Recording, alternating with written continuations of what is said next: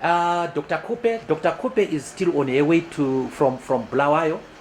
She sent a message that she was not going to make it on time for this press conference.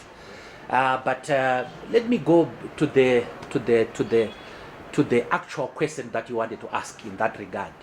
Yes, Dr. Khupe is working with us, and we have resolved the issues between us and the leadership. So next time you are going to see the two vice presidents together. You also see that some of the members of the standing committee are not present, and this is because we have been affected by the COVID and so on. But Dr. Khupe is working with us. If you want to know whether she recognizes my leadership or not, she has herself told me that she does recognize the leadership. So we are very happy, we are very excited that we have been able to resolve our internal problems very, very amicably. And I'm very grateful to the maturity shown by the senior leadership of the party.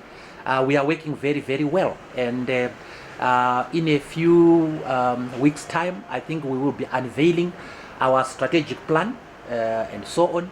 Our youth met yesterday, their national council met yesterday, and they made far-reaching recommendations, and we are in for a very exciting time. By the way, this is the leadership. This is the very top leadership that was left by Morgan Tsvangirai. If you look at the leadership left by Morgan Tsvangirai, all except one are not with us, and that one is Nelson Chamisa. I'm talking about the top four. The other leaders, Engineer Mzuri, Senator Komichi, Madam Pariwa, Vamashakada, myself, we are intact. And we are also happy that all the trade unionists have remained with us because they understand the ideology and so on. So yes, Dr. Khupe is on her way, and she is working with us. She was affected. The delay was because, as you know, she was affected by COVID, and took a lot of time to recover.